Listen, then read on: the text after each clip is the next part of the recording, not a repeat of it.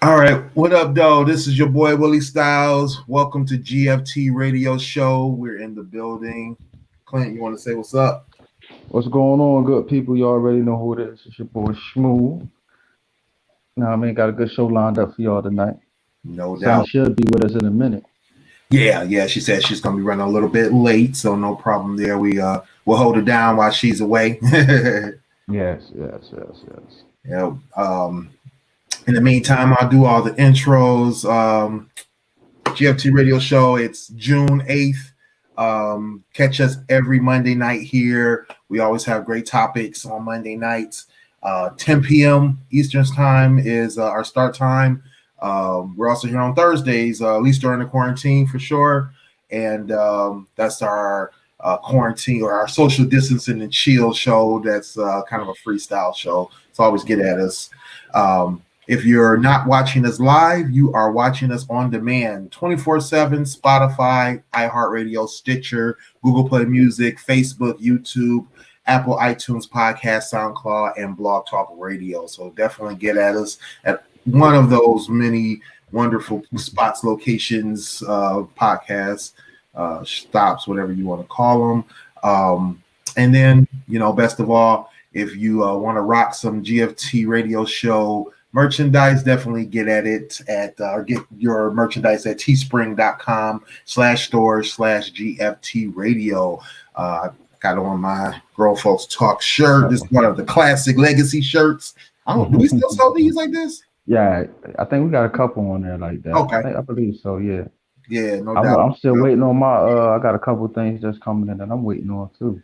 Yeah, they said they got a little back order on not back order, but a delay because of the pandemic. Yeah. They still pumping stuff out. Everybody's making merchandise for different things, but we got new stuff out there. I just ordered the Protect Our Boys shirt, and I ordered something else too, but I can't think of what it is. But I'm in these tweets, so definitely cop some merchandise.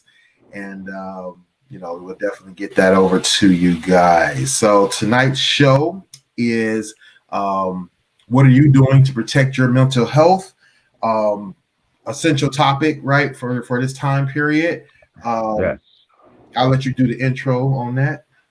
Well, it started from I seen a post on IG when it was talking about the kids, and they were saying how the kids having it rough. They're at school, it was canceled. They've been in quarantine.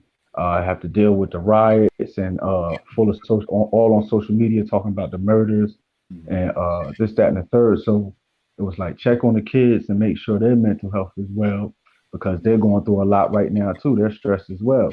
So that's why I came up with the topic, because first I wanted to talk about the kids and my daughter in particular, but us as parents and just everyday adults having to go through this. And we talked about how a lot of people have to adjust because a lot of people lost jobs. A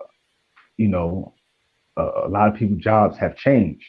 You feel me? The dynamics of the jobs have changed. So, right. I thought this was a good topic because it has been stressful for a lot of us. I think it started out cool. Everybody was, I guess, the first couple weeks, like even during this show, you remember the vibe of our first couple quarantine and chill shows was way more festive. Yeah, remember that? Yep, it was way more festive. And then the longer the quarantine went on, it took on a more serious tone. Right. The conversation, it wasn't just about quarantining and chilling. It was like, man, it's a lot going on. Yeah. A lot going on. You feel me? So, you can tell that has affected our mindset as well. So, we ain't, you feel me? We may not be down. No, I'm not necessarily down, but I'm not as festive as I was. Right. Until this past weekend. I didn't realize how much I missed being around some of my friends and that camaraderie. Like, I went to 2 cookouts at 2 of my closest friends' houses this weekend. And man, listen, I didn't realize, like, bro, I really didn't realize how much I needed that. You feel me? Exactly. I'm that, you know what I mean? I was just chilling, going, you know what I mean, had my routine Right. and try to stay focused. Now I mean, my main thing was always exercise, exercise, exercise. Whenever I get a little stressed or whatever, just exercise. You Right. feel me? But going out and just being, arguing, debating, how it is at the Dating, cookout. exactly. You feel me? Yeah, getting tore up, and it was just, what I mean, that release was so important, so So important. necessary. Yeah, exactly. Yeah, Exactly. you know what I mean. What about you? Yeah, I mean, I feel the same way, especially like you said about the camaraderie and just being around people. I tried to do I did do the virtual happy hours. I did a couple birthday parties on Zoom and that kind of thing. Me and me and my homeboys, we did a virtual happy hour one day where we got together on like house party. So we tried to substitute, tried to that kind of thing, which it was cool. It was Mm-hmm. different, but like you said, it was nothing like really interacting and seeing people in real life, right? Being there with them. It's a whole different level of interaction when you're right there. You know what I mean? Word up. The closest I came was in the one that I did with the fellas, but that was only because it was a good core group of us, but we were still missing people because either they didn't have time to get on or they didn't have the technology and all the other stuff, all those things going on. So it became more of a challenge, right? But we did the first little get together. Man, it was like 7 or 8 of us. We got together. We social distance, of course, but we were like in the front yard at my boy crib, and it was like, man, it was like old times pretty much, you know, Mm-hmm. and we just had a great time, just hanging out. Like you said, you get your drink on, get to talking shit, back and forth. Word up. And it's just a whole different atmosphere and a whole different vibe when you really can have that interaction. So it definitely was needed. Like you said, it was like a must-have situation where like you said, you just don't realize what you're missing until it's gone, right? Exactly. So I mean, right now I'm working from home. I don't mind working from home. I've worked from home for like almost 10 years.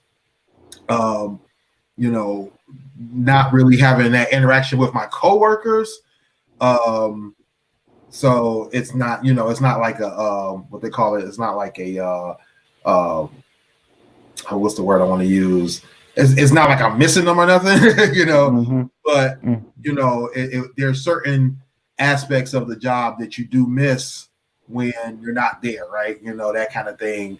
I know some people, especially people that work in factories, because they usually have a better camaraderie going on with the people they work around, or people in certain job situations where they interact more with their team members, that kind of thing. So not having that, I know that's probably weighing heavily on some people because, that's their break from home. You know what I mean? It's like, you love home, you love the people at home, but, being stuck at home, even, with the situation where you're with your, family or whatever. But the thing is like you're probably used to being able to get out and do activities, things to like break up the monotony, things to, Mm-hmm. have a good time. But like you said, as this quarantine is worn on, it's affecting people psychologically, where it's depressing, like you said, with kids. I mean, my kids, they're all teenagers or Uh, say it again. Oh, I thought you said something. They're all no, I was saying, no, yeah. No, go oh, ahead. go ahead. Oh, I'm sorry. It's You hear me? yeah, okay, I can hear you now. Yeah, Can it you hear must me? have been a glitch. But yeah, my Okay. kids, teenagers are Yeah, older, yeah, yeah. and they they are able to kind of self entertain, but when they are limited to what their entertainment is, it starts to wear on them. You know what I mean? I can see it in their actions. I can see it in their eyes. Like it's beyond being bored. It's more like you said, it's affecting them psychologically. It's affecting them emotionally. My daughter, she was telling me how she just doesn't even feel like getting up and doing anything because there's nothing to do, right? That kind of thing. And you can see how depressing that is in her voice. Like, man, like if only there was something in this world I could do right now, So it's definitely tough. And one thing about the family dynamic, and when I was talking to with a couple of my friends, is like the kids is getting tired of us just as much as we getting tired of them. You know what I mean? Mm-hmm. It's like when you're around somebody consistently every day, and it's the same routine. After a while, it get kind of old. Y'all start getting on each other's nerves. I even noticed with my daughter, like I was getting on her nerves. Right. You feel me? Like, right. Now I mean, we just, and I kind of felt bad, and then I noticed like just the littlest thing she did was getting on my nerves. It wasn't really, she was really doing anything that was worth getting on my nerves. It was just at this point, my impatience was just out of this world. Know what I mean? So exactly. So it's like to have these breaks. You know what I mean? I'm glad. Things are opening back up a little bit slowly but surely. Over here in Jersey, what I mean, we still got a high, infectious rate, but right. You know what I mean? So it's like certain things I wanted to do with her this summer that I'm not sure that I'm really going to get to. Like, you know what I mean? Like, I'm skeptical about going out to the beaches. Right. You know what I mean? Being around a whole bunch of people. I'm skeptical about taking her to the pool, being around a whole bunch of kids, and just, you know what I mean? You don't know what's what. Now they say the pool, the chlorine in the pool kills the whatever. You know what I mean? But it still is like making me nervous. It's making her nervous. Right. You feel me? Mm-hmm. And another thing you mentioned about sitting in the house, like I don't like her watching too much TV. Right. You know what I mean? Because that becomes an influence. And I notice some of the questions she be asking me. I'm like, you know what I mean? Just random things. I'm like, nah, baby, that's just on TV. Like, that ain't reality. You feel me? So I noticed like I had to pull her away from the phone and away from the TV, these shows and stuff, and do other things. You know what I mean? Taking her for walks, going to the park, playing around, when it's just me and her, being more active with her. Right. You feel me? And in turn, it helps me too. You feel me? But, I mainly do it for her. Mm-hmm. You know what I mean? And she appreciates it. She even said, like, Dad, you be taking me out, like, playing. I don't really get to do much. You feel me? So the little bit she get to do in this, you know what I mean, while everything was quarantined, curfews and all that, she really appreciates. So I know it was getting to her. You know what I mean? So it's just figuring out more ways to help her cope. You know what I mean? Yeah. And I think that's the challenge with the children is trying to figure out, one, how they really are feeling about it, as well as how it's impacting their day-to-day feelings. Hey, Britt. So it's like we have so many ways that we can either keep them busy or try to, like you say, get their minds off of it. That you touched on a couple of things that are important there in terms of limiting how much time they're spending watching TV, or maybe even because I know some kids, especially when they get into preteen years and up, they start watching news. And so they're absorbing what's happening in the media, and you definitely want to limit what they're absorbing there, because a lot of it right now is either depressing, shocking, or scary for them, because they don't know how to really process that, right? Some adults don't know how to process that. But then also, like you said, it's just a matter of, you don't want that becoming a routine of just, watching TV, just sitting around doing nothing. So having an outlet like exercise, like doing arts and crafts, that's one thing that my daughter has started doing more. Well, she started doing more once the quarantine had kind of really started to wear on. She hasn't done any in the last couple weeks or so, but she's doing a lot more baking.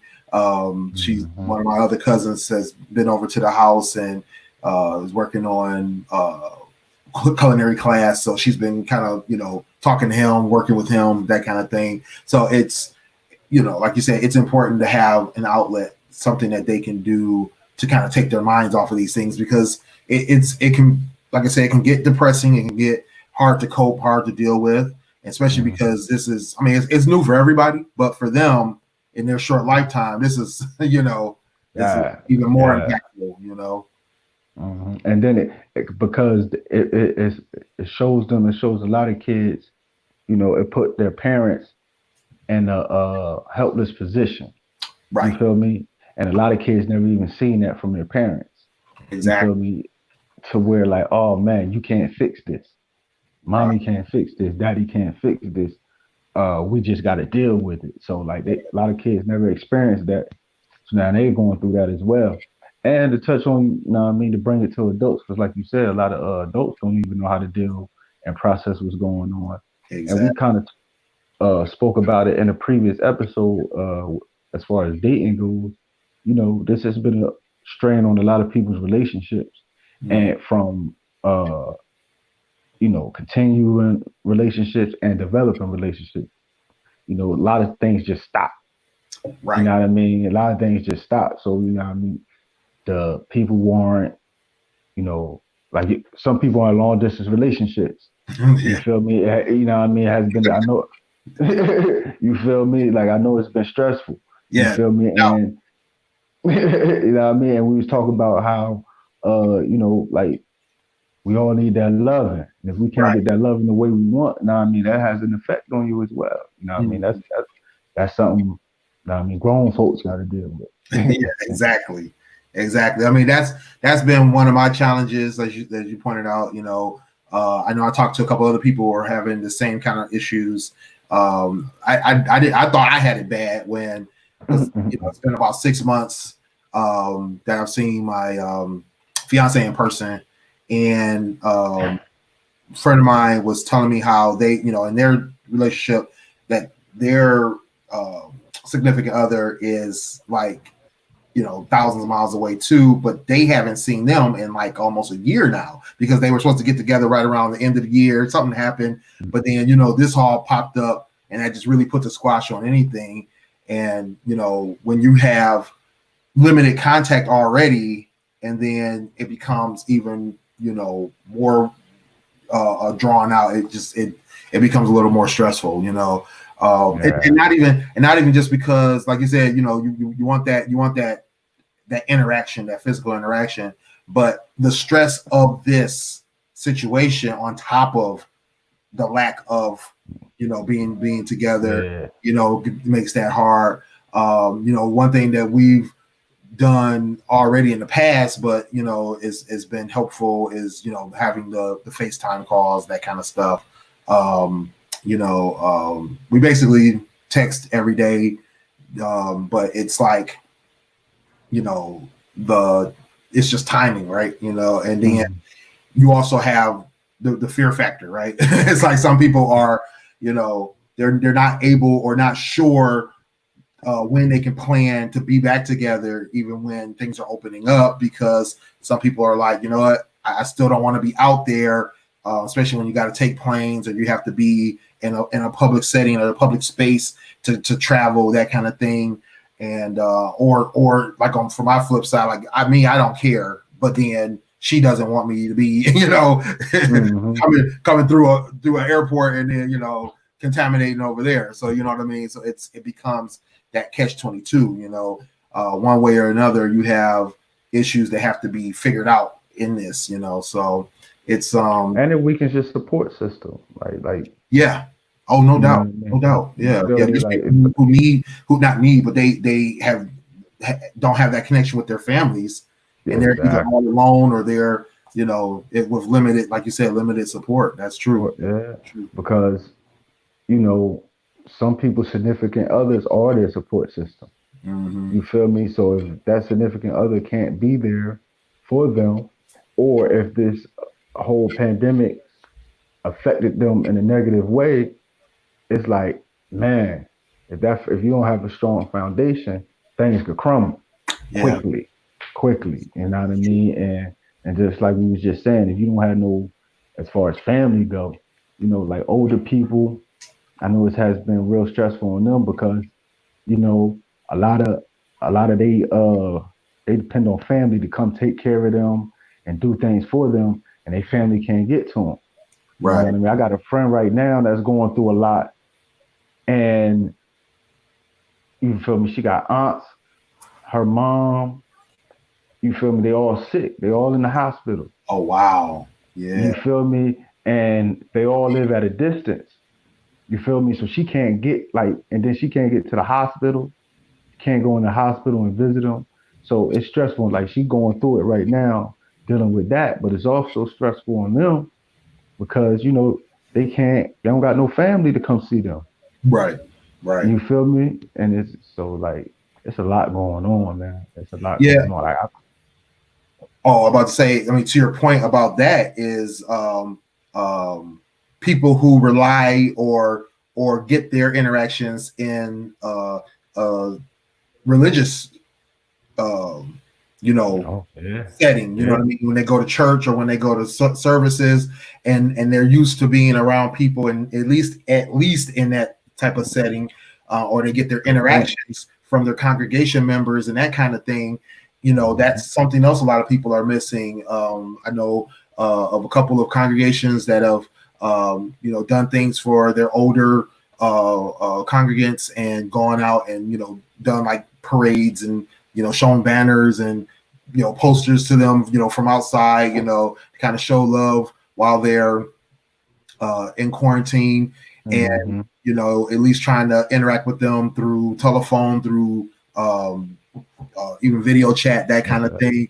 But it's that's another situation that becomes more challenging, and then even trying to provide services to those congregants, because a lot of churches, I mean, a friend of mine, their church, they usually do different programs like arts and crafts for the seniors, or they'll do the meals, that kind of thing. And this is at a time when it's more challenging to do that, because you don't want to have them coming out to do anything, but then how do you still provide certain services to them? I mean, the meals is a little easier to do, but then activities and recreation becomes a challenge. Some people have found ways around it, between doing exercise on video chat, doing passing out what they call it, the little bingo cards, and then everybody getting on a Zoom and doing bingo on Zoom. So they found some creative ways to make it work, and I think that's important, is trying to find creative ways to still interact and still provide that interaction, or that those comfort services to people, young and old. True. How do you think the quarantine and people dealing with what's going on mentally, how do you think that affected the protest? Do you think it added an extra energy, and was that energy a positive or negative energy? I mean, I think in terms of the protests that we're seeing right now, I think the focus shifted. You know what I mean? Mm-hmm. Because one, we were already seeing a lot of these states or cities starting to open up, and so it became less and less restrictive, right? But then we also saw this fervor to do something that was more important than worrying about what we have been thinking about the last 3 months or 4 months. And I think that people really they literally, well, not to say that they forgot, because we definitely have people saying, hey, what happened to COVID, right? What's going on with that? But I think that this was just too big of a situation for people to either ignore or to have the pandemic on their minds. It became a bigger thing for them. Now, what I did notice, because at first it was like, okay, a lot of people are just kind of out there doing the protesting. You can't social distance in a protest. It's pretty tough to do that. But what I did notice is that I started noticing people in mass, people, trying to do certain, things to stay distant in certain situations. Some bigger protests were more packed, but there were some I've noticed that weren't so. And then as well as I think that some people kind of looked at it as a kind of like, this is a way that they could do something when there was nothing they could be doing before. You know what I mean? Like they were kind of like, they felt stuck. They felt like they were helpless. And like you said, like when you said about the kids thinking that, your parents can't even fix this, right? This is something that's out of their hands. But the protest gave them something that they could put in their hands, and they could take hold of it and say, you know what, this is something that we can do something about. You know what I mean? So I felt like it gave them a different kind of energy than they've been able to have the last 2 or 3 months. That's a good point. I think it had a part in it, in my opinion, as far as the energy. I think, like you said, I think people was, it was getting to them stuck, being told. The fact that you already being told that you got to go in a house, you feel me? So already you having that rebellious spirit is building in you. Right. You feel me? Because don't nobody, especially adults, don't go told when to go in the house. Right. You feel me? And all that. So, and I think when that happened with George Floyd, the people were immediately outraged and angered, rightfully so, naturally. But I also think that they were so ready to rebel against whatever was going on. Right. That, you know what I mean? It was just just adding fuel to the fire. It just added fuel to the fire. And that's why you get now. And to me, it don't seem like nothing slowing up as far as the protesting go. I feel like everybody, I think it's getting more organized and a more of a focused, a definite purpose to it now. It's not complete yet. You feel me? But I think a lot of people are have an aim now instead of just going out there and screaming and yelling. So now we have an aim, a focus, a goal, getting some goals, and I think that rebellious spirit is, like it started with go sit in the house. Like it was a perfect storm to me. Yeah, go sit in the house. So now you already tell us to go sit in the house, but you're killing us when we're coming outside. Right. You understand? It's like, nah, you feel me? Like, nah, y'all want us to obey by y'all laws. Y'all got to treat us a certain way. And I think people, you know what I mean? It's like, nah, that's why, when they was talking about martial law. Right. This country will turn into a civil war. Right. Exactly. It'll be the end of this empire. You know what I mean? It will be the end of this empire. It's like people are letting the government, you feel me? They're being calm and diplomatic about it for the most part, all of us, you know what I mean? But if y'all really try to force us to, you can't do this, and try to turn this into a military state, which is basically already is, but turn into a military state completely, like, nah, it'll be total chaos. It'll be total chaos. And I don't think you could ever reverse that, you feel me, that damage. Right. And you're right, dang, you can't even stay inside and be safe. You know what I mean? Like they coming in your house. Atiana Jefferson, prime example for that. That, you know what I mean? Playing it in her own house, playing video games. You feel exactly. Me? That's crazy. It's like you already have, like you said, people telling you what to do, and then they not even respecting your human rights, and that's a problem. It's a problem. Yeah. And I wanted to skip back real quick. So we was talking about monitoring what the kids watching. Mm-hmm. I've also noticed I had to monitor what I watch as well. Okay, right. You know what I mean? Yeah. Because it's times where I want to see what's going on. I want to see the news. I want to see reports. I want to see certain footage that I'm watching on the TV. Right. And if she's around, sometimes I notice like she'll be off playing, But when I got something on, and it may be a little, let's just say for a mature audience, Right. you feel me, about what's going on, I could see her stop what she's doing and just start looking. You feel me? And then I had to click it off, you know what I mean, and wait till she go do something else, or tell her to go do something else. That, nah, I mean, don't watch this, or what have you. But you know what I mean. I've noticed that I've had to check what I've watched. Sure. You know what I mean? I've had to check what I watched just from the simple fact that I got tired of taking in the violence and the killing and the sadness and the horror that was being displayed. You know, we've talked about this a lot in terms of how people are desensitized to how they're desensitized to a lot of this stuff that's going on, from the police brutality, the beatings, the shootings, all this type of thing. You know, we see it so much on social media, and I understand. You know, a lot of people say you have to see it in order to understand and know what happened and all this kind of stuff. But for me, it's like it's just so much of it. You know what I mean? And I felt like it wasn't good for me personally to take that in, you know what I mean? Because I don't want to be desensitized to it.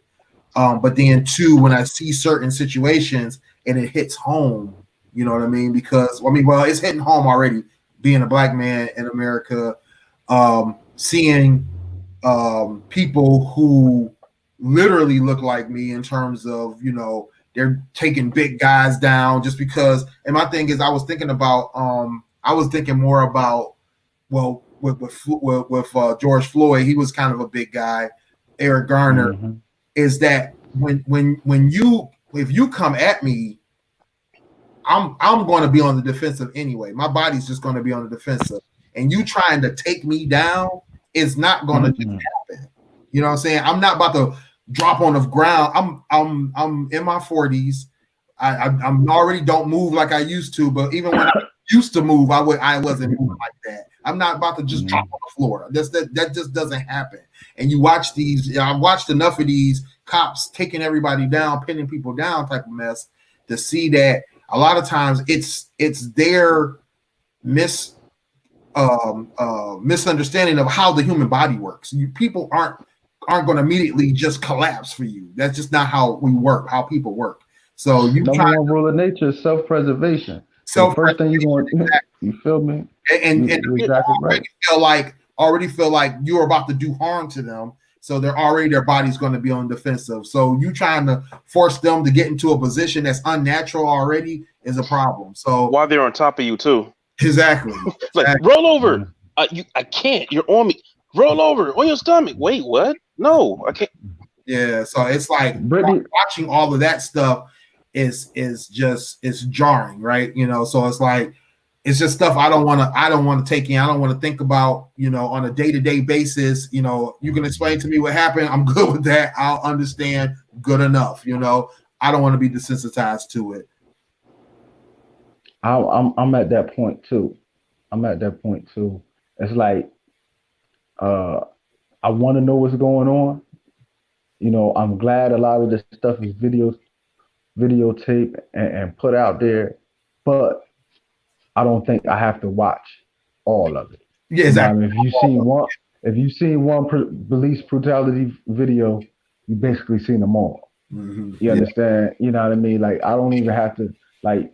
Sometimes all I just want to hear is the story. Right. You know what I mean? I don't want to see it. I don't need to see somebody getting beat. I don't need to see. You know what I mean? Like because with me, it don't desensitize. It just make me angry.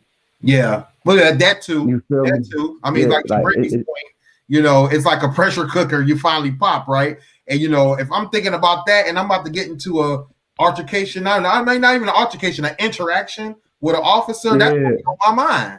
And then I'm going to be super defensive because I'm like, you're not about to put me in that position. I'm sorry. No, you're not about to stand on my back. You're not about to put your knee on me. I'm sorry. No, that's not about to happen.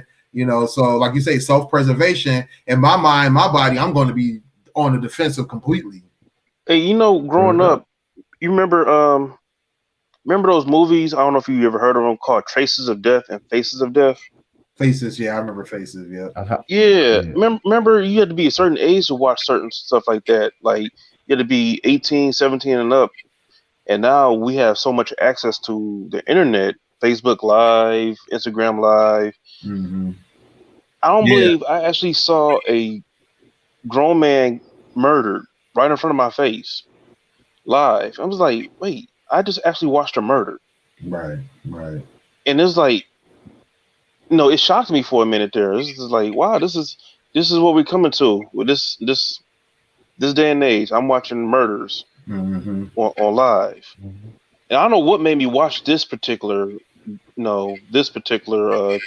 case. It is like, but the whole world saw it, and this is and I'm not sure why George Floyd, his death caused this whole outrage for everything to just pop off. Well, I'll tell you what it was. I'm gonna tell you, it was the sheer him calling for his mama. Yeah, that's how I was about to say that too. That was for me too. But I think too, it will break your heart. It was the callousness that people could see in the officer's face.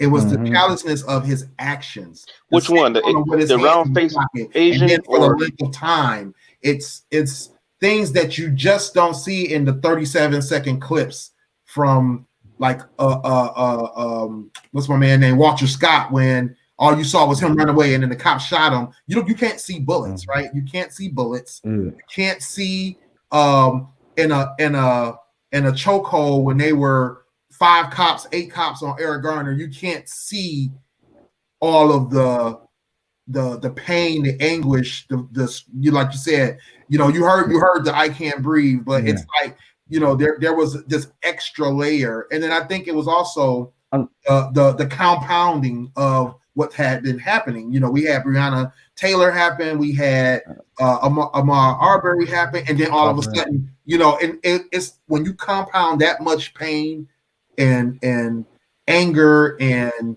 like back again to what Brittany said, it's that pressure cooker, and it was just too much pressure all at once.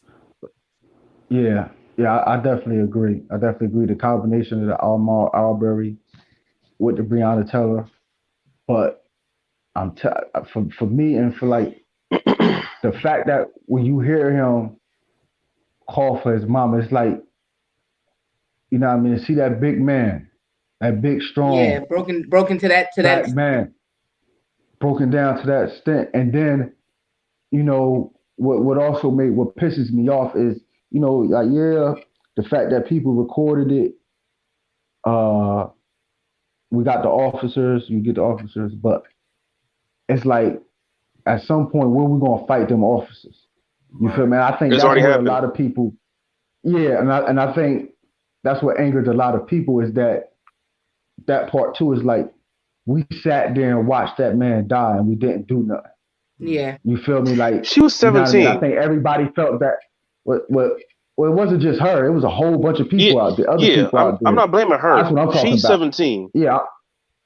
I ain't even talking about her. I'm talking about people watching the video. People that sitting at home felt like that individually. Right. Like, boom, we sit here and watch this man die, and it was that helplessness. Right. You feel me? Seeing him cry for his mama, and it's like, man, you want to fight for him. Exactly. You feel me? Like, everybody wanted to fight for him. Like, ain't nobody expecting no 17-year-old girl to get out there and start scrapping with no right. full grown man. Yeah. You would think that, but why she getting death threats? I mean, that's that comes with it. That's ignorant people. That's people that don't got no sense. That ain't regular, everyday. What I mean? Normal people doing that. Like we got to understand. Like, in every movement, every sector, with every community, you have your derelicts, your the ones that's extreme and radical for no reason. You feel me? Just dumb and ignorant. You feel me? But for the most of us, I just know all of us felt that helplessness. Yeah, that's true. I mean? True. Like, we wanted to fight for him. Man. That's that energy. And like me and William. Right. I definitely felt like I wanted to. I felt like if I was there, I wanted to be that person that's just like, no, I'm just not about to let this happen for no reason. But then you're like, but what's the consequence of that, right?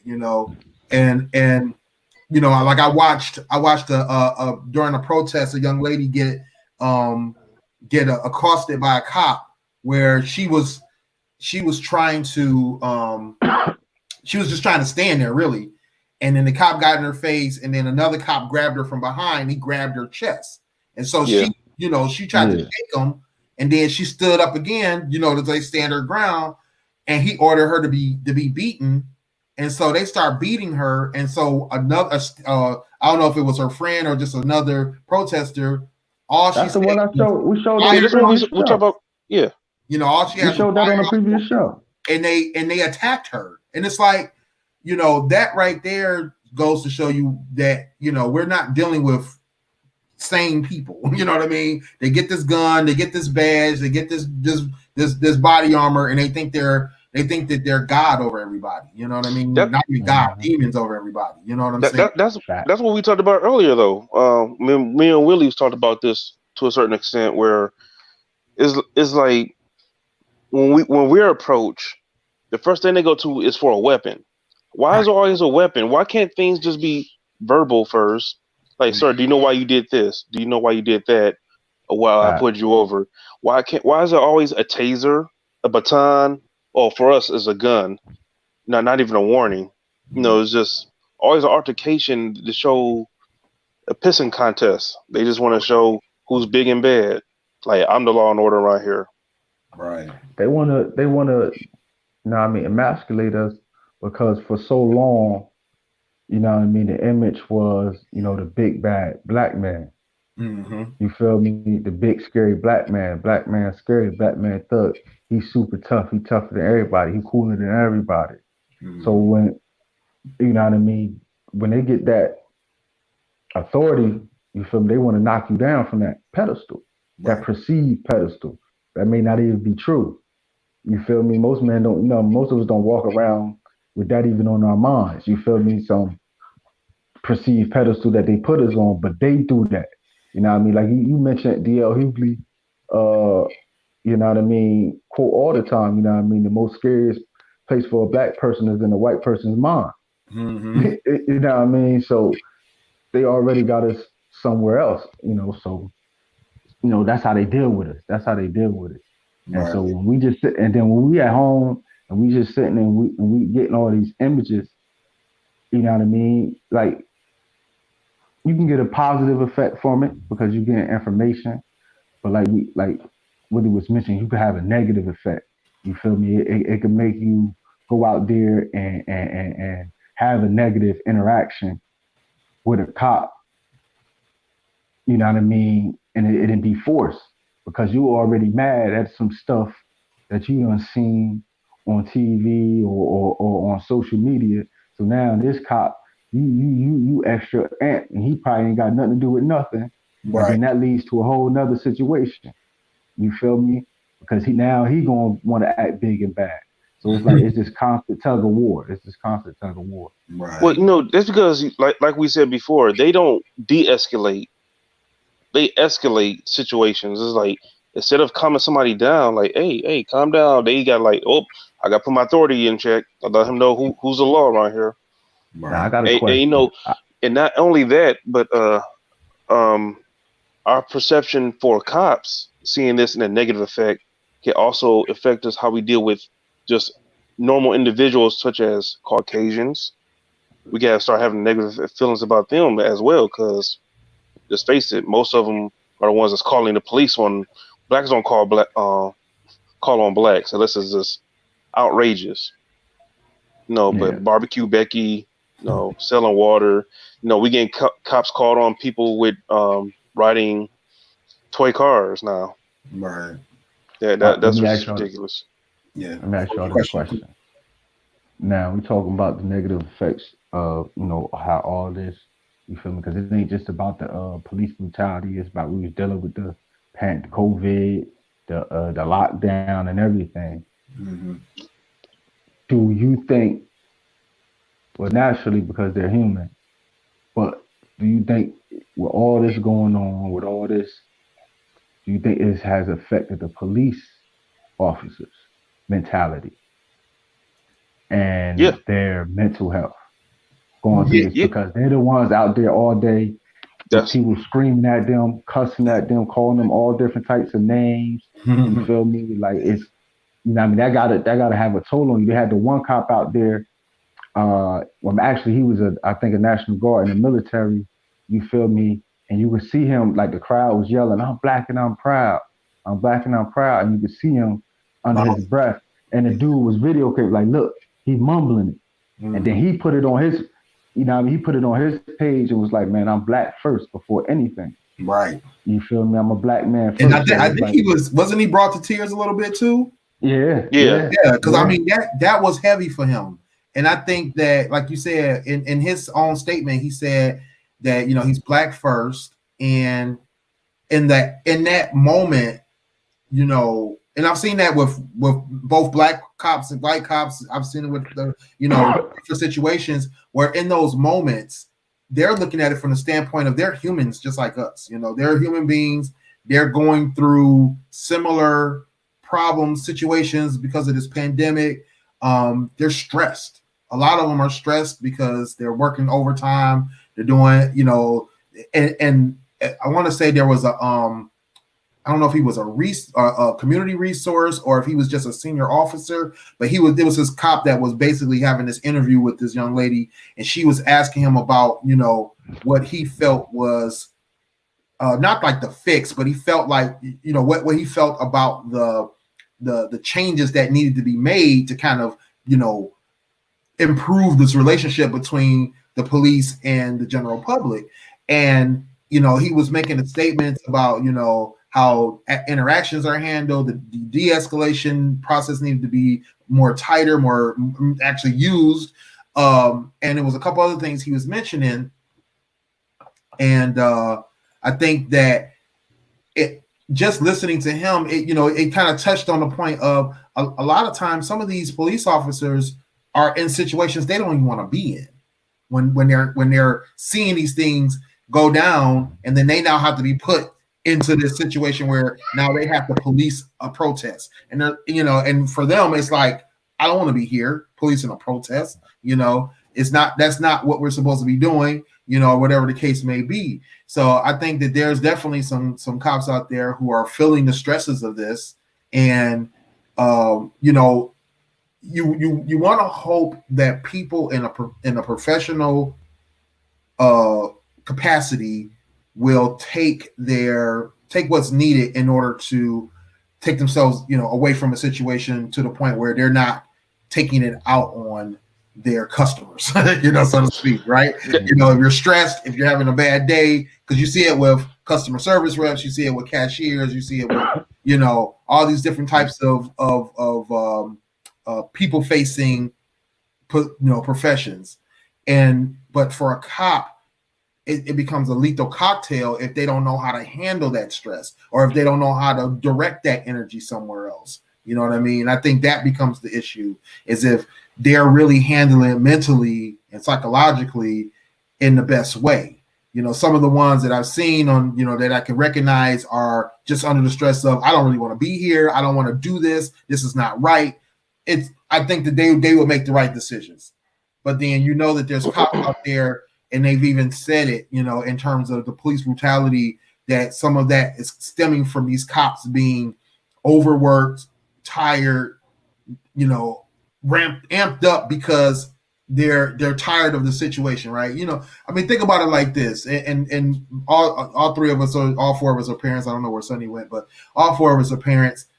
Think about it when your kid just pours on the bad behavior or pours on doing ignorant stuff, and you get to the point where you just get tired of telling them no, stop, don't, to the point where you may blurt out something you wish you didn't say.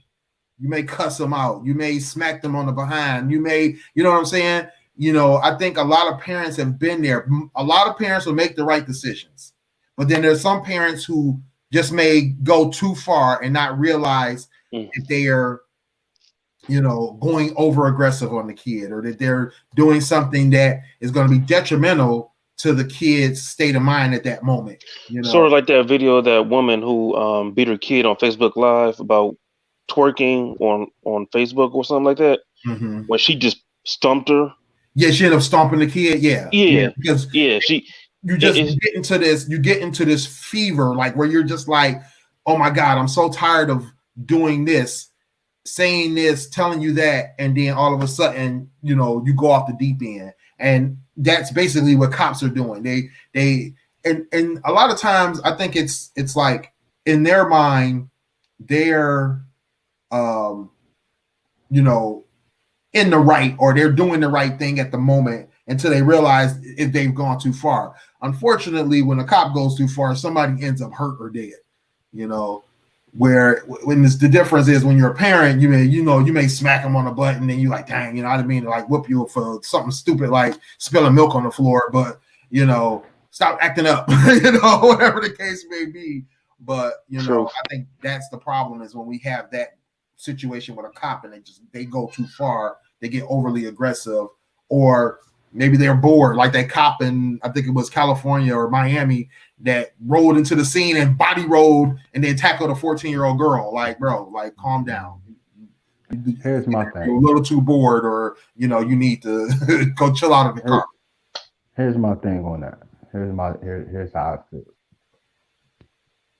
No excuse. I don't got, you feel me?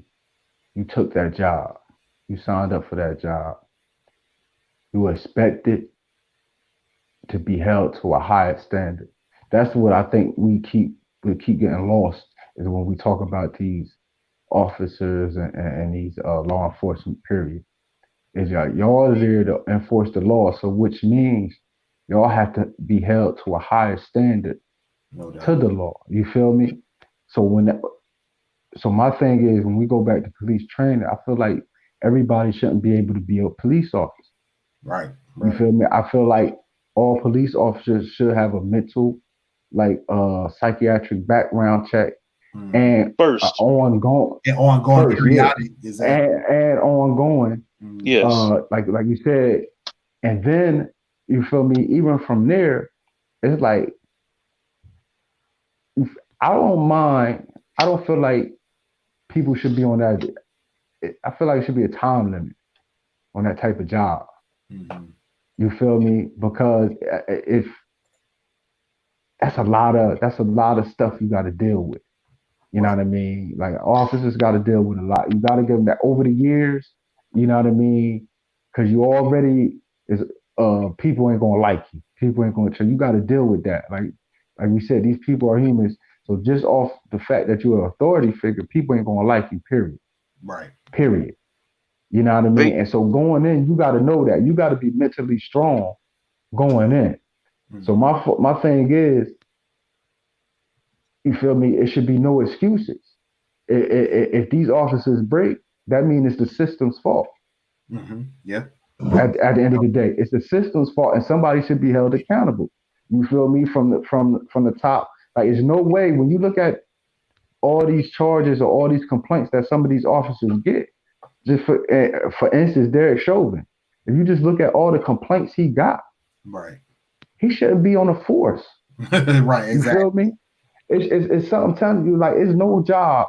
I don't care if you work at McDonald's or wherever. You get reprimanded or somebody complain about you that many times, you will be out of a job.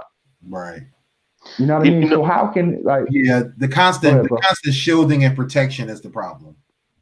See, the thing is, I have sympathy and I empathize with their situation, because they're in a unique situation of being hated at home, maybe. Then when they put their uniform on, they're even more hated. And I understand they have a tough job, but I treat them like they're at work. Every time I had an altercation with a police officer, I've always tried to stay professional, like talk to them so the problem won't escalate. But when they start crossing a line, that's when it becomes, okay, you're not professional anymore. You're just being a butthole. Well, I have to give a shout out to some of the cops who do maintain, because I've known when my interactions with a couple of police officers, with the exception of one that we actually got into a full fist fight. Yeah, we did. I was a teenager. I was about that life, but I had no problem. He was too aggressive, and he got kicked in the balls, and then he his natural reaction was a swing, and so we was out there boxing. And then he makes the hell out of me and locked me up, hog-tied me and everything, because, I was young, and I kicked the back of the plexiglass. I got some little police brutality shit going on, but, they let us go because they didn't read me my rights, so they had to let me go for the stuff that I was doing. Right. But I've had interactions outside of that where I'm already in a aggressive mode because I'm in the situation that I was in. I'm already on aggressive is high. Like, I'm shouting, hollering, pushing people, all that stuff. And thankfully, the cops that I have encountered during those times that I'm not myself, nothing happened to me. Whereas it had been like the one cop actually sat there and tried to calm me down. Mm. Like, listen, and he cracked jokes and everything just to calm me down. So that shows you that cops can do that. Oh yeah, no doubt. Now, yes, it's multiple officers been around on different occasions. I could have been seen as an aggressive person to them because I was angry, but they knew how to get me calm. And that's the skill that these officers need to have, because when you come into situations where it's either not necessarily, like, people are upset and they may be upset by the time you come. They may be, like I said, people can be aggressive. Like, if I'm mad and you trying to lock me up and I want to know why you locked me up, I'm not going to ask you that. I'm going to ask you that one time nicely. If you don't tell me, I'm going to be like, my demeanor is now going to change. You should be able to handle that. Right. It's one thing to be upset and angry. It's a whole other thing to be extremely aggressive and trying to harm the officers. It's one thing when you're upset and you need to be calmed down. Right. That's that's the problem. They get so caught up on, oh, now you're being aggressive, that, they have to take you down and with lethal force. Like my recent interaction, couldn't tell you what I was doing. Apparently, my friend was like, yo, you was pushing the cops, you was pushing them out your way, you was trying to fight them. And bitch, I was like, Black Lives Matter, but they didn't, like, in that instance, they didn't just, oh, let me shoot her and kill her, or let me use lethal force. They didn't even grab me. They was like, listen, I know you upset. We're gonna need you to sit down. We know why you're upset. I'm gonna need you to calm down. And the one made jokes about the situation and because I was saying some stuff, and he was like joking off of what I was saying just to calm me down. So they're trained to do that. It's just, do they want to do that? And then the cop that you're dealing with may be like, had I had a racist cop, yeah, I probably would have went left. So in this conversation, I do want to commend those officers who show restraint, know how to defuse the situation without lethal force, because that's their job. But it's unfortunate that you have cops that don't know how to de-escalate the situation, and they feel threatened, and it could be something minute, you waving your hand too much, or people talk with their hands, you can get shot. Yeah. So it's just crazy, because like I said, I don't think that all of them are trained to shoot to kill. They're trained to defuse situations and protect and serve. Some of them actually do that, some of them do not, and that's the problem. Because I'm going to go back because I kind of missed it. I had a situation, my son woke up, but I want to go back to what Clint said and what you guys said about oh my God, what's his name? It's just the guy. It just went out my brain just now. The cop? No, the guy who just got killed. George Floyd? Yeah. Like, I didn't see the video. I didn't watch it because I feel like I watched too many. Mm-hmm. I've heard too many, and I'm just done with it. But to know that this man was crying out, like Clint said, a big man his size, crying for his mom. Not only crying for his mom, but for them to realize that she's dead. I'm about to say, yeah, his mom 2 years ago. Like, she had passed. 2 years ago. She passed. But to be broken down to that extent, and that's what people need to realize. Like, people always say, oh, it's the size of the person. Oh, they could have been seen as aggressive. Like we said it to my nephew. He's 14. He looks like a grown ass man. The only difference is his face is a kid face. Mm-hmm. He has a little bit of a deep voice. But if you saw him walking, you think he was a grown man, but then you turn around and then you realize that's a kid. These kids are growing up bigger. These doesn't mean because somebody that size is going to be aggressive. Most of them are giants or teddy bears. Yeah, and people think that like it's like the little dog syndrome. It's probably the little dog, the littlest one, probably the most aggressive person ever. But it still shouldn't be taken as because of his size, and it was for however many cops it was. It was still way more of them than him. Right. So how do you feel threatened if you got because when you get pulled over as people like us, you don't get one cop, you don't get two cops, you get multiple cops. Mm-hmm. It's probably more coming on the way. 2 or 3 cars deep, if not more cars coming up. Mm-hmm. So when you look at that and see that many police to one person, you can't say it's a size. They've taken down people that's bigger than them.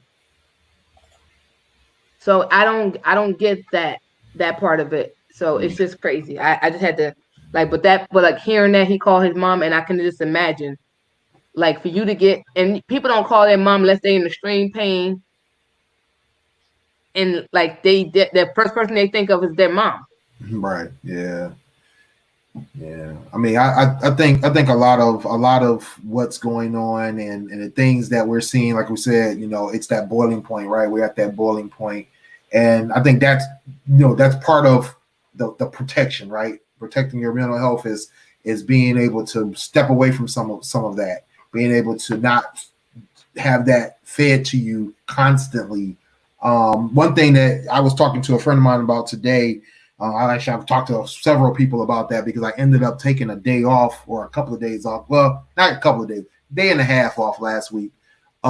Is the constant conversations, right?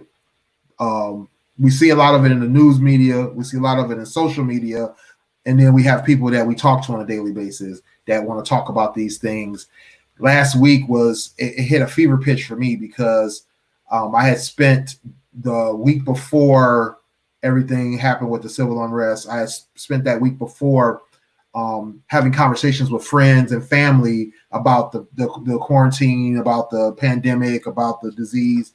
And then, all this stuff happened. And then it was the conversation shifted to the civil unrest, the riots, the protests, all the other things going on, the murders. And so, and even before that, talking about Breonna Taylor, talking about Ahmaud Arbery and everything. So it was like there was all this stuff, right?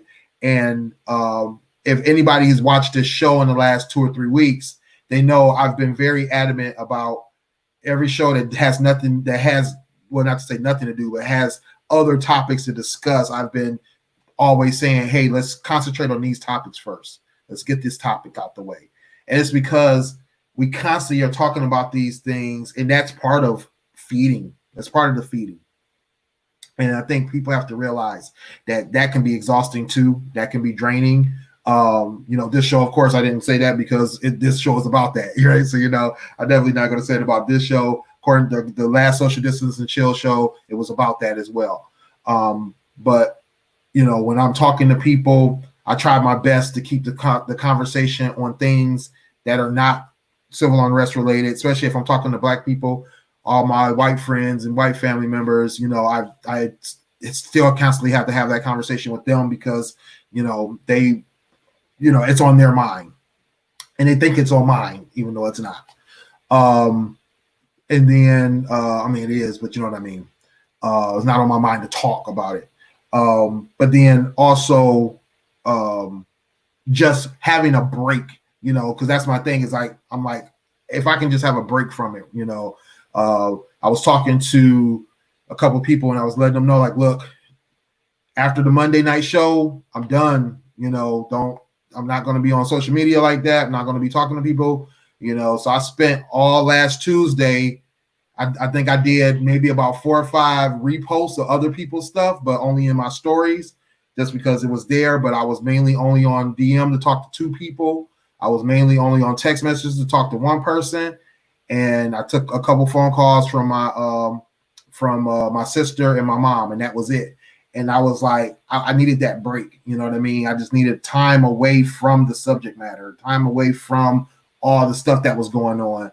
And, it was a short break, but it was helpful. It was helpful. It definitely gave me some time to just, concentrate on other things, reflect on other things. It's exhausting. It's draining. It's, to be constantly bombarded with this constant, the fear that some people have of the pandemic, this fear that the rest of us have of the police, these issues that people were having with the protests, even understanding some of the other things that are going on that have nothing to do with the protest, like the voting, the vaccine situation that just got put up, I guess put into process. There's a couple of things going on with some laws and things that Trump just signed into office or signed into an emergency directive with the environmental testing. So there's like all this other stuff going on, and we're missing it because we're constantly bombarded with this stuff. And to Clint's point, I think Thursday, about having to teach people and talk to people. Part of that is the constant talking to people about certain things and trying to get them either the information that or them giving you information. It's just a lot, so taking that break. I definitely highly recommend people take a break.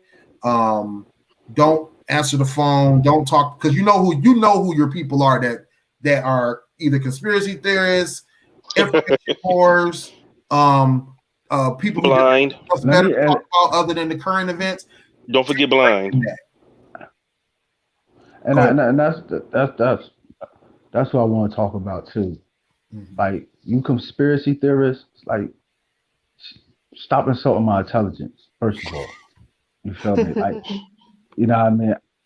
It's like, I can read, you feel me? My comprehension skills is, decent. You feel me? I like to research.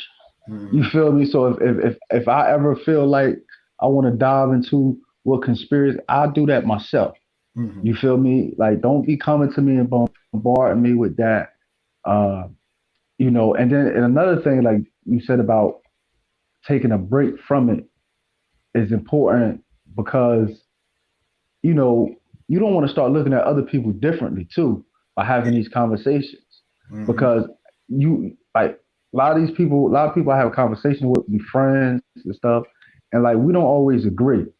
Yeah. You know what I mean? So depending, like I was telling Willie earlier about, my friends' cookouts I went to this weekend, like, we got a certain relationship to where we can disagree on everything. And, it's like, all right, it's nothing. I don't have that relationship with everybody.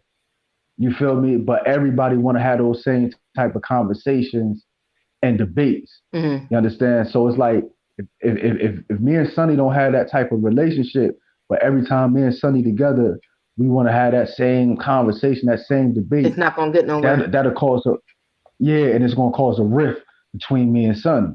You know what I mean? So it's like, really real, right? Like, you got to take a break and don't even engage. Like, sometimes, like, even when we do this show and we have topics, when I'm around other people, some of these topics come right back up. Mm-hmm. And I'd be like, man, I don't got nothing. And mind you, we may have went at it on this show. You feel me? But I tell them because I'm tired. Exactly. I already had this conversation. Exactly. I already debated. I don't want to, you know what I mean? Like, I don't want to do it again. So it's like, I definitely dig that. Yeah, I know for me, I kind of like really, not really, like, I still post on Facebook, but not really. Like, I share certain things, like reshare past stuff, pop in, good morning. But like, I think during this whole protest and everything and this George Floyd situation, we like, scrolling through my timeline is kind of like, I need to delete a lot of people. I need to delete quite a few because of what they're saying. And like, I genuinely like these people. I genuinely like them. I just can't rock with where their thought process is. And then it's like, some people you kind of like, one person in particular posted something and I was like, now I've had conversations with you. Now Black Lives Matter. Right. But then 2 years later, what you post, I'm like, I'm confused. Do Black Lives Matter or no? I need you to stand on what you're saying. Right. And for me, people can't stand on what they say. They can't. They can barely do what they can barely do. What like they no, because they posted because they have Black friends, and you know they one of those. I got Black friends, but it's just like, oh, you know, this and the third, and it's like, I need you to stand on, like, be who you are and stand on it. Right. I think you posted something that actually caught my eye, Sonny. Like I would appreciate that. I would appreciate you being your authentic self and standing on what you believe. Because I did. I posted something like, if you have any problem with anything I say, please delete or unfriend me. No, not that. It was. I think it was the post of some of your friends don't like Black people. They just like you. I think something I didn't post that. That wasn't me. No, that wasn't you? No. Oh, it was sounded profound, so I thought it was you. But anyway, too much credit. No. And oh no, I posted something, but it wasn't about that. It was basically saying that sometimes you can it was something non-related to that though, but it was something along those lines. I can't remember what it was verbatim, but like I said, I've noticed. I'm just like, I have to restrain myself from going on people's status and making a comment, because I need them to understand that when you post things on social media, that people are going to comment. But at the same time, I'm not about to debate with you. I'm not about to do that. So, because I already feel like you're not paying. And it doesn't, and even people that look just like us, them, I'm like, I can't rock with you because you want some other shit. Like, I can't. But instead of saying anything, because I actually didn't like these people, I'm like, you know what? Let me just let y'all be great. I'm just gonna sit here and scroll like, okay.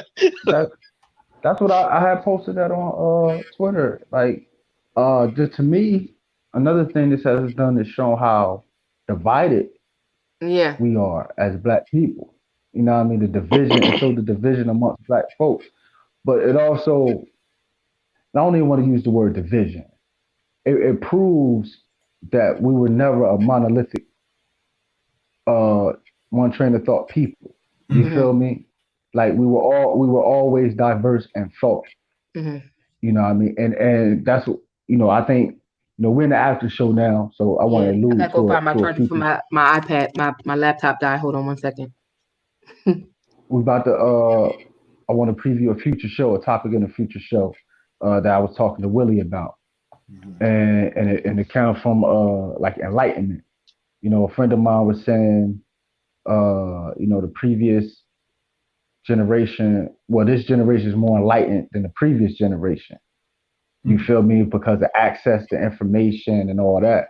But I said, you feel me? The access to information and properly vetting that information is two different things.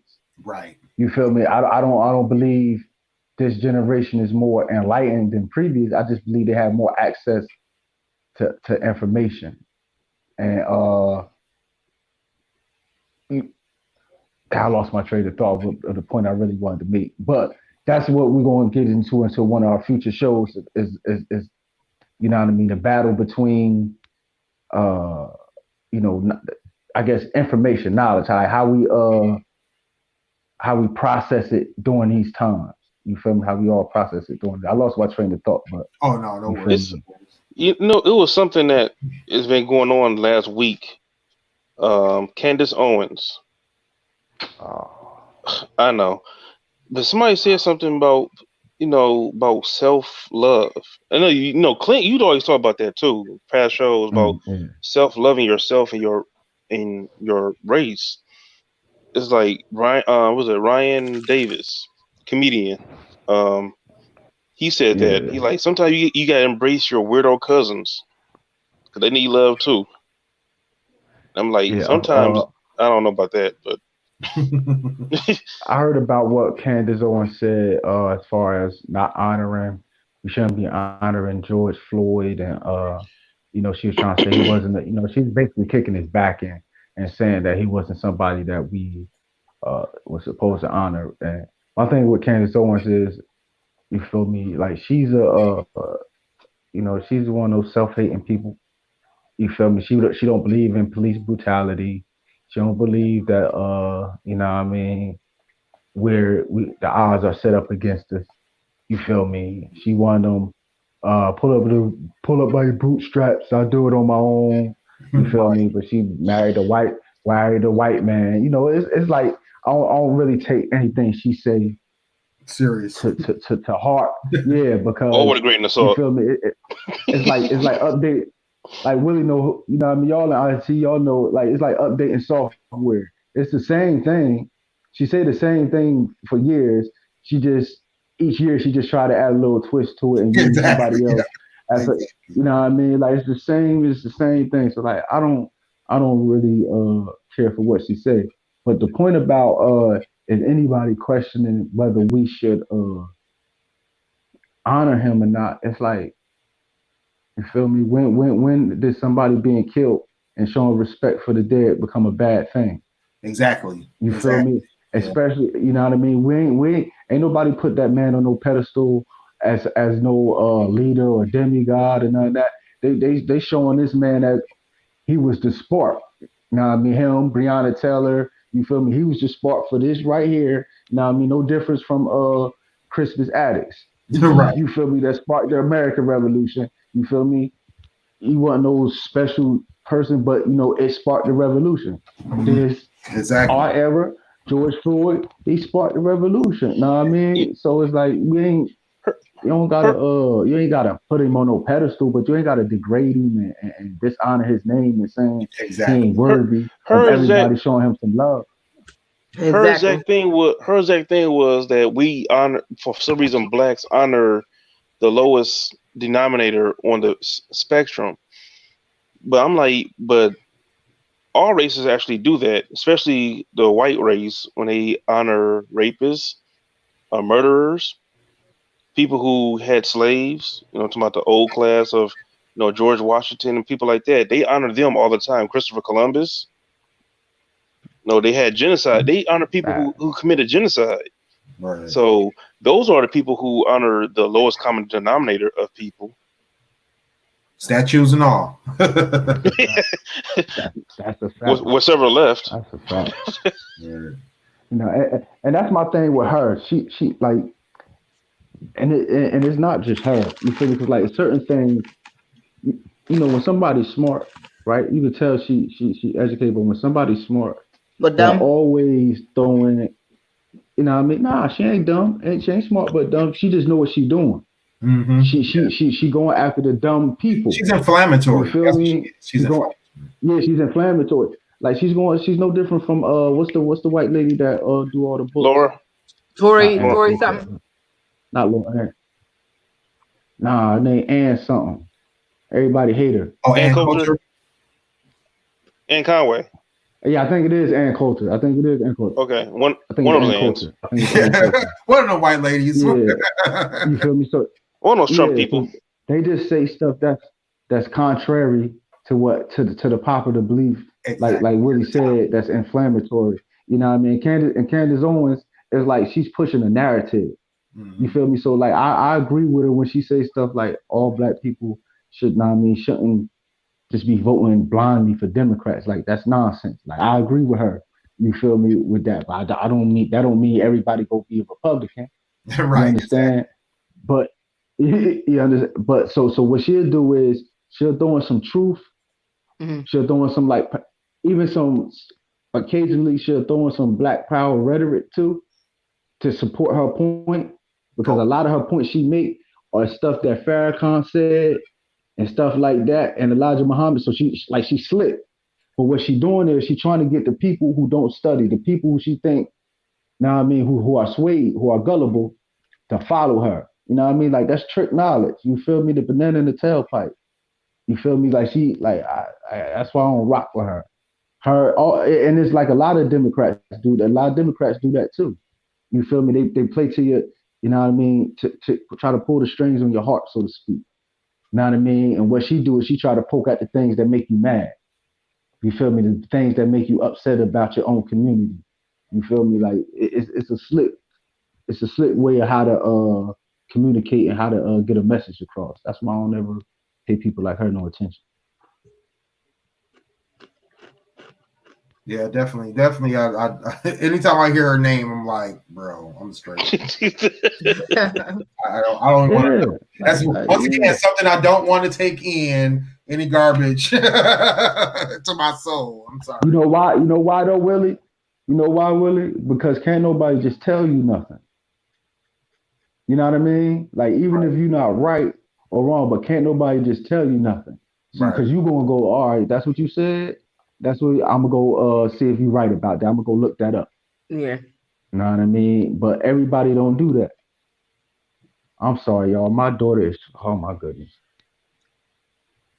Oh well. I'm still here. Oh, okay. Yeah. My daughter was trying to call me. I feel the same. I feel the same way when people from Fox News say something, think they're smart, and like, oh God, why are they talking? Yeah. I mean, it's too much. It's too much. So, what do y'all think about? What did y'all think about the situation in Congress today when they, or not in Congress, but the situation at the memorial or the moment of silence today when they had the congressional members with the kente cough? I still can't believe what? The congressional members walking around with the kente, or not walking around, but they were kneeling with the kente cough on. Hold on. Why? I'm so confused. I didn't watch anything. I've been busy all day. What happened? Yeah.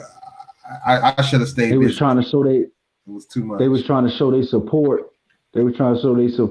So they went and did this bullshit. But why would you just can't you just do that without having to do that? Well, you know what was saddening to me about that was, you know who put them up to this? Who? Congressional Black Caucus. You know what? Oh. I'm like, niggas. You know what? I was good, but now I need a drink. Bro, my thing is this. They really could have pulled this off without that. You know, they could all. Yeah, they didn't have to do all that. They could just did it. All just been in mourning and kneeled and all that. I myself, all this kneeling with what they call it, cops, and kneeling with all this other stuff. I'm that pandering. I'm not down. But they could have pulled that off with just the kneel and, you know, said it was for George Floyd, did their 8 or 9 minutes of silence for that. I'd have been fine with it. I'd have been like, okay, bet. But like that right there, that was just too much. Like, bro, like that's just over. It's like because they want to know it was for us. Yeah, you don't have to do all that for us. I promise you don't. That moment of silence would have been suffice enough. The kneel, the dashikis and everything else is just too much. They could have just yeah. So I didn't feel like it was necessary. I was like, just get y'all asses back to work. Go do something, you know, for a change. Instead of all go make legislation. Go make a new law. Right. How about legislate? How about legislate? Can we just legislate sometime? I mean, that's just me. I'm just. I mean, that's what y'all getting paid for, right? You know, I don't know. I'm just thinking out loud. Yeah, I'm tired of symbolism, bro. I'm tired of symbolism. Like black folk got to get out of that. No. That type of symbolism. Like I don't need none of that. Like I need, like y'all said, I need action, baby. Like do something. You know what I mean? That's really gonna affect me. Like you kneeling, man, I'm gonna walk right by you, bro. Like I don't care about y'all white folks kneeling. Now the sheriff in Houston and the sheriff in Flint, Michigan, actually walked with the protesters. They didn't do anything extra. He said he took off his hat. Like, no, I'm gonna walk with you guys. I mean, he didn't do anything extra. It was cool, and there was no violence. Nobody robbed anybody. No looting. That was sufficient enough. They gave their nice little speeches. Exactly. I always think less is more. Just just acknowledge that there's an issue. You don't have to go above and beyond, because then you're to me you're showboating, and I don't respect that. Right, exactly. When you're doing it for the cameras, like, bro. Yeah, that's like doing charity. Yeah, that's like doing charity and saying, "Hey guys, I just gave this." Right. Yeah, the cop I was talking about earlier, you know, he was out there answering questions, you know, trying to show support, as well as make suggestions of things he felt like would be good that need to be changed in the police protocols. It's like stuff like that. And he's getting reactions from the people he's walking with. It's like stuff like that. That's what's needed. That's what's necessary. That's what's useful. But to just to go too far, to go over the top, it's like, bro, I'm straight on that. Yeah. I was talking to a friend of mine that's a conservative, and they were it's like when we have those small times that we actually agree on something, they definitely reach out. They're like, man, I'm glad you posted that, because I felt like that was just too much. I'm like, exactly, it was too much. It was not necessary. It's like, you could have done this in a different way. But even past that, it's like, we need other things done. We need action. All this, like you said, symbolic gestures. It's just, the gestures are, we've had enough. It's empty. We've been doing gestures for decades. It's empty and hollow. Exactly. Yeah. Any other comments before we wrap it on up, guys? No doubt. Take us home. I just want everybody to tune in to our next show, because next couple shows actually, but our next show, I really want to talk about sports. Nah. I really want to talk about how a lot of people. I mean, like I was just mentioning, how people really think like this generation. This is the I mean, like, I think we putting the carriage before, what's the saying? Putting the carriage before the horse, or the horse before the carriage. You feel me? Because we haven't, we haven't seen any results yet to grant this new generation that authority, that they're more enlightened or they're more powerful than before, than previous generations. You know what I mean? Like, and that includes us. Like, so we have to come up with some tangible results, in my opinion. Oh yeah. For all this, after all this is done, before we could even consider like that we did something, or that all this meant something. Well, we gotta get out of the habit of celebrating before the victory. Exactly. The battle's halfway done. We talked about the last show, how basically, they got charged, but don't mean that they're gonna be found guilty. Exactly. Yeah. Or even if they found guilty, it doesn't mean they're going to be sentenced properly. And even if properly, it doesn't mean, what I mean? There's a lot to this. It's layers. Yeah, we've seen this. I was impressed and happy to see the demands posted by the NAACP. There's also, I can't remember the guy's name. I posted on my stories his demand that he had from a economical standpoint. So there's people coming up with good ideas, I think. And so I think we need to really, like you said, see those things put out, real plans put behind them, and real action taken on the going forward. So we definitely need to see that before we can declare any victories anywhere. Yeah. Now, I do have a not a sports topic, but is a sports figure involved. Ever since Michael Jordan came out with that documentary, he's been talking. It's like, where was this guy years ago when things was happening? Now he's been more political than ever since he's been playing. Well, stop playing. Yeah. We'll get into all that. We'll talk about that on Thursday. Let's go and wrap up the show, guys. Ladies first. Hey guys, it's your girl Sunny D. You can follow me on Instagram, Snapchat, and Twitter at IamSunny_D. Oh, and TikTok too. Catch my blog, unreservedlyme.com. It's been a crazy week, so I have not posted this week, I don't think. Oh, and I did at one point. I don't know. But check it out. I got a post coming. Bye.